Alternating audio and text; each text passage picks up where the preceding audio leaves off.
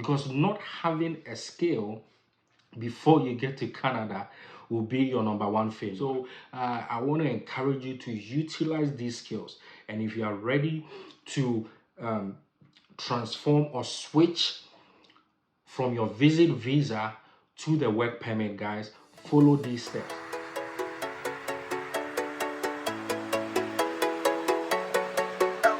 Hello guys, welcome back to our channel. And today I want to talk to you about the best and easiest way to convert your visa to work permit.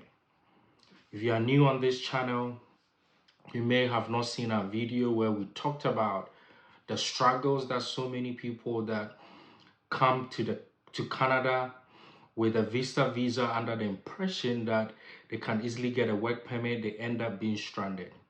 I would strongly encourage you to watch that video. Let that video be an eye-opener. It is all over social media that you can just go to Canada and convert your visa to work permit. But what they are not telling you is how you can go about this.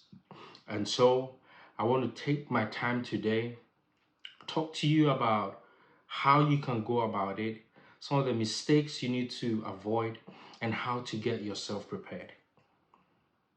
So the truth of the matter is, converting a visa to a work permit is not illegal in Canada.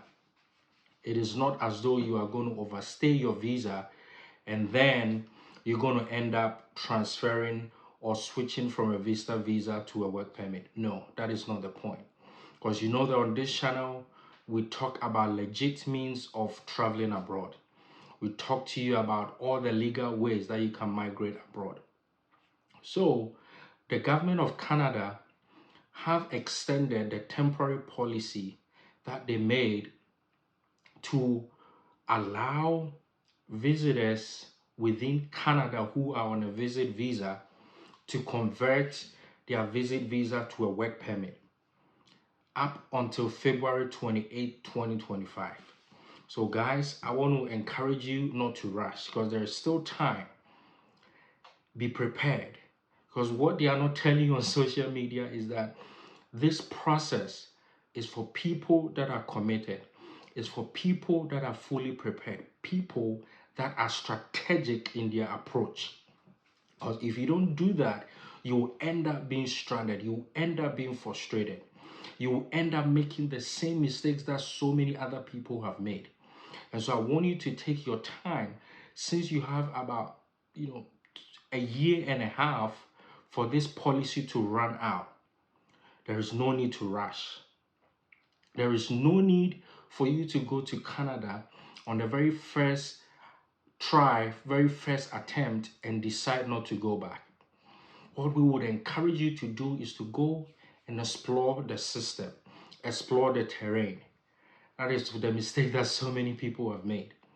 Regardless of whether you know someone or you don't know anyone within Canada, your first visit, which you should not, ideally spend about 4 weeks, is for you to go and explore the system, explore the provinces that work for you, the weather, the people, the culture, the food. Use this first visit to explore. Make all your connections, establish a network, contact your friends, contact your family, not those that are only within Canada. No, even people that are abroad, people that are in the United States, people that are in Europe, people that are in the United Kingdom, even your people or friends who are back in Africa. Some of these people may have connections and links that they can connect you. So be strategic, take your time and prepare.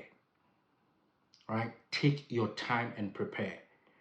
And to set yourself up for success, the number one thing that you need is for you to have a skill, for you to have a profession.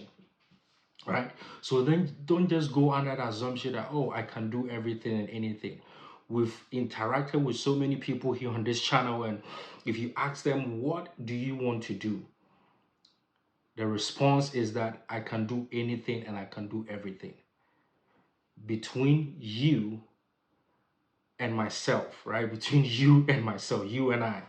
We know that if you are back home from Africa, from Asia, from whichever part you are, you have that ability, you have that skill to do anything that you want.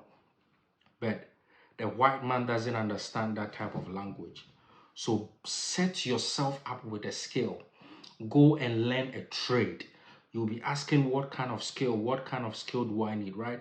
So skills such as all these trades and all this apprenticeship that people look down upon back home in Africa, in Ghana, in Kenya, in Uganda, Nigeria, Cameroon, all these skills, right? All these skills, apprenticeship like trade, plumbing, construction, masonry, chefs, cooks, all these skills are in high demand.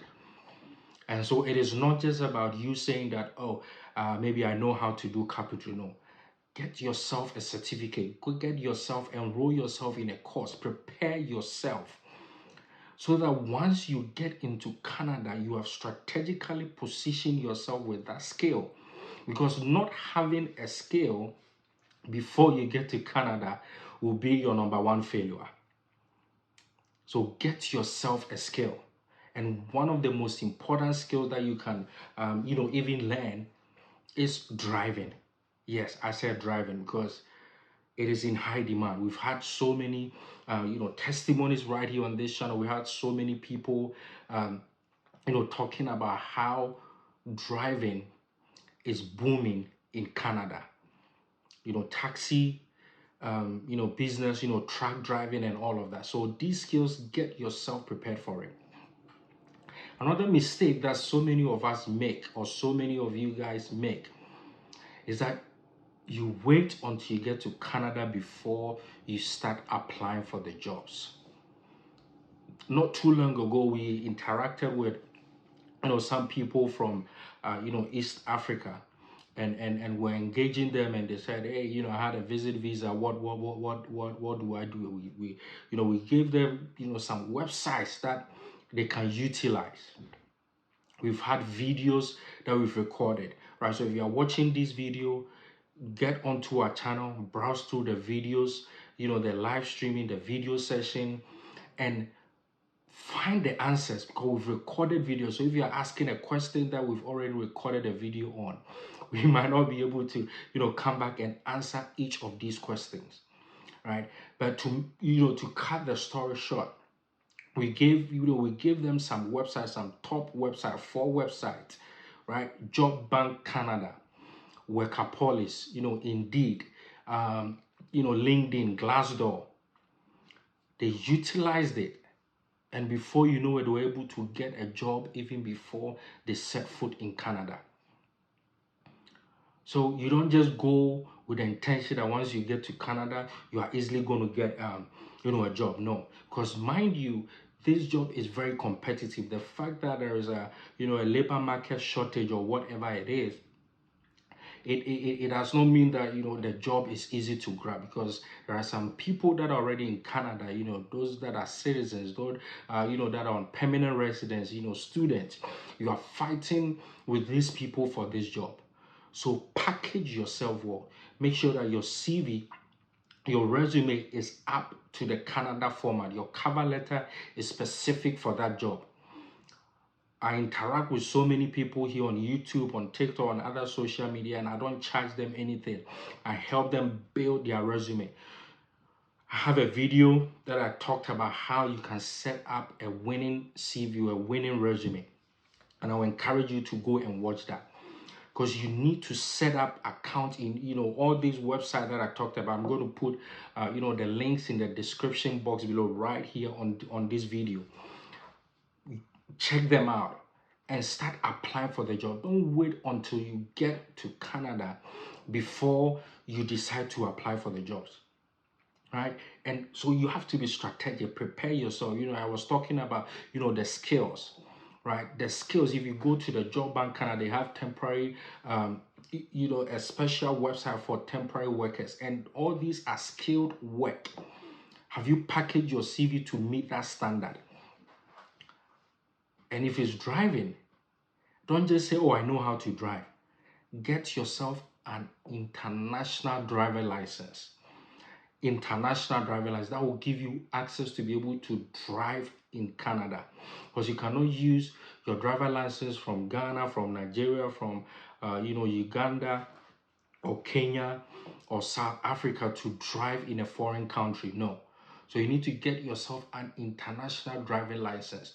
And I will encourage you that once you are getting this international driver license, if you know how to drive a truck, or if you want to go and start learning how to drive a truck, because the trucking business is in big demand, right? It is in big demand.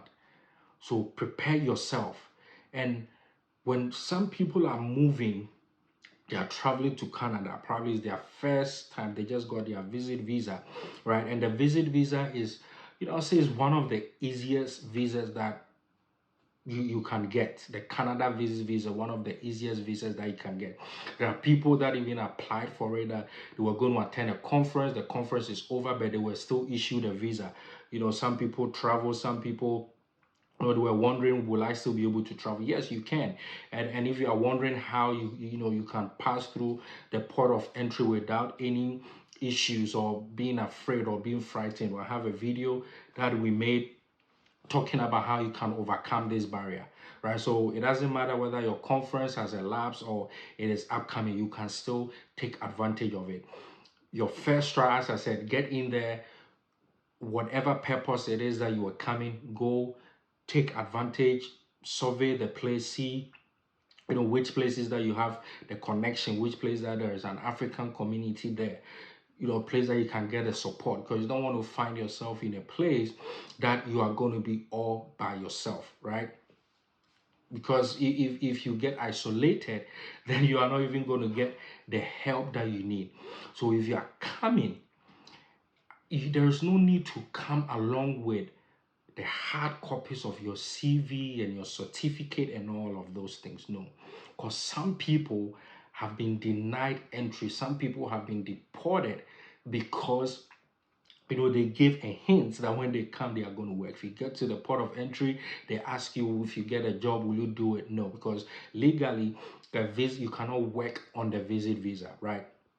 Even despite the fact that there is a policy in place that can allow people to convert their visit visa to the work permit. One, if they are within Canada legally, right? So if you enter, they're going to give you maybe about 3 months or 6 months. So if you are within that 6 months and you get a job, then you can use it to switch. If you go beyond it, then it will get into another realm, which I'm going to talk about at the end of this video, where you need to make certain adjustments. But if you are within that period and you get a job either with LMIA, positive employer, or an LMIA exempt employer, then you are qualified to switch, right? You might be new to the LMIA, but you can watch the video that we made. The link, I'm going to share the link right here, and you can click on it and take advantage of it and watch it. So prepare yourself. Don't get in there with all these paperwork and all that, because you are going to give them a hint that you enter and you're not coming back. Keep digital copies that you can access anytime. You can print it out, from your home in Canada, or from a friend's place, or you go to the or to the internet, to the library, or wherever you find yourself, you can easily print it out. So don't make that mistake of getting all this paperwork in your luggage, and if you get there and they're strategizing, they are going to begin to be suspicious of you, right? So whilst you are having a skill, whilst you are taking advantage of starting to apply using the website that I've shared in the description box below, when you are going there, prepare yourself, get all these documents digitally. Don't put it in a paper form and stuff everything in your bag, because you might get deported. And I don't want you to be part of people that have been deported simply because they carried a document that to them it was harmless, but it ended up harming them. And you get a skill, you start applying for the job. What do you also need? Guys, you need money. You need money. Okay, you need money. And I'm talking about money. I'm not just talking about $1,000 or $2,000, Because imagine that if you are going to stay in a hotel and you are paying, a cheap hotel like maybe $50 a month, $50 per night, and you're going to stay there for 90 days, right? If you're going to stay there for 90 days, how much is this? That's going to be around, $4,500, Canadian dollars. So that is just uh, the accommodation. Your feeding has not come, your transportation is not, you've not even added all of these things. And when you are there, you don't know that you might have to travel from one province to the other, one city or one suburb to the other.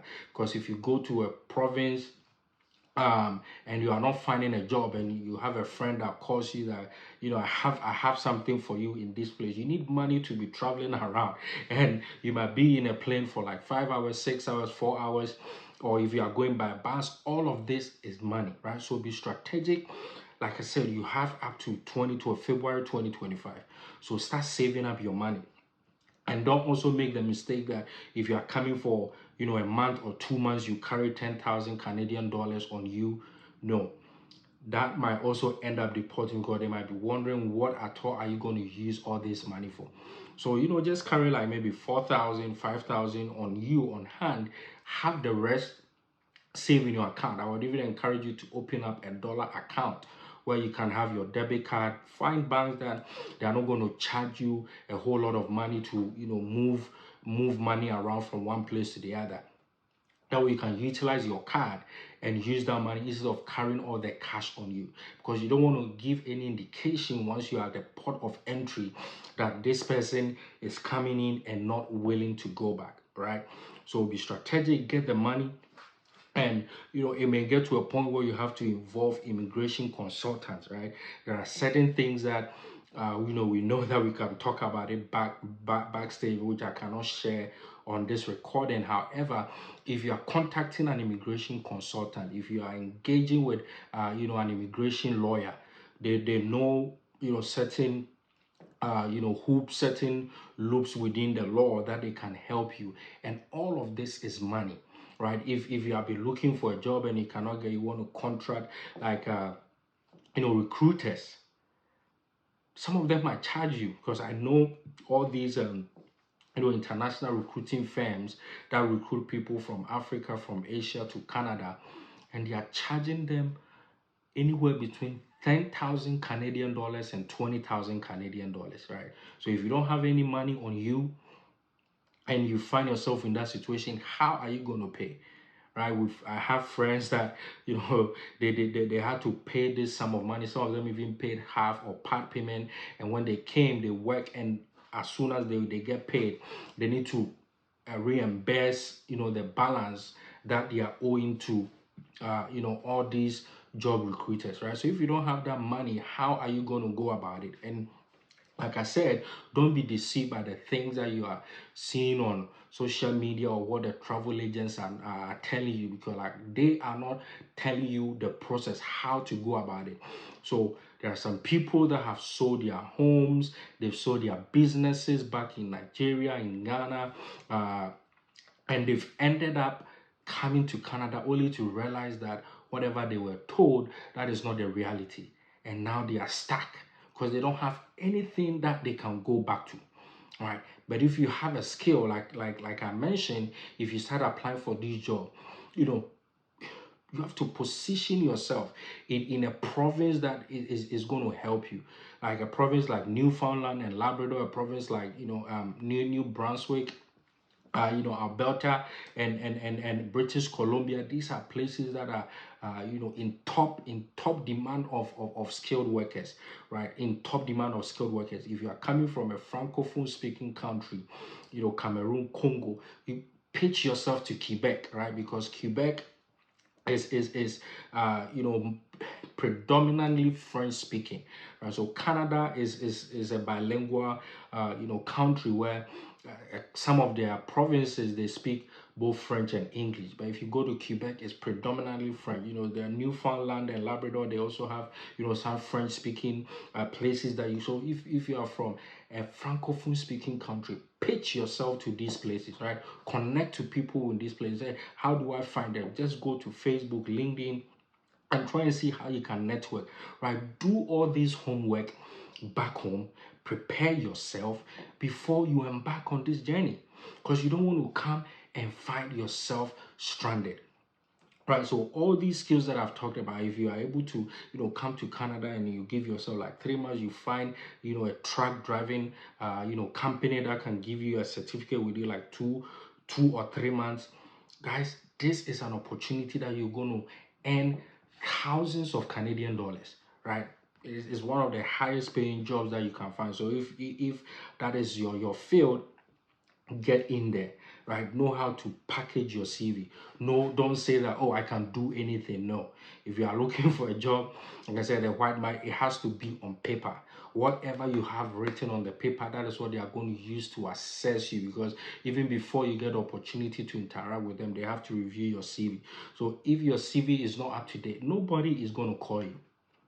So I want to encourage you to utilize these skills. And if you are ready to transform or switch from your visit visa to the work permit, guys, follow these steps. If you have any question, use the comment section below, interact with us. If there is any topic or anything that bothers you that we've not already recorded a video on, use the comment section. Let us know. We are going to do our due diligence. We're going to talk to people that have the experience, and we are going to bring you the information that you need. But like I said, we've done a lot of videos that pretty much answers all your questions, from how to find LMIA jobs to how to structure your CV and resume, and also how to avoid becoming a victim of being stranded in Canada. A couple of days ago, I spoke to one of my Canadian friends, and that person was furious simply because there are people that, like I said, they've sold their property, they've sold their businesses, they're in Canada, and now they are stranded, they cannot go back home, they don't have any dependent, any family member, and now they are relying on food banks, they are relying on home shelters, which are meant, ideally for the citizens. So this person was so furious that all these immigrants are taking over. But I know that what you watching me right now, you are not lazy. I know that you watching me right now, you want the best for yourself, you want the best for your family. But just as sometimes you may find yourself being deceived by an agent that may not tell you the entire process, because they just want their money. They easily help you apply for the visa, and you go, you don't plan, and before you realize, you find yourself in a situation that you are not hoping to find yourself. So encourage you, continue on watching our videos, share this video, give it a like, comment. That way YouTube is going to suggest this video to so many people like you that needs to listen to this message. Thank you so much, and we hope that you're going to subscribe until we come your way again next time. Stay blessed.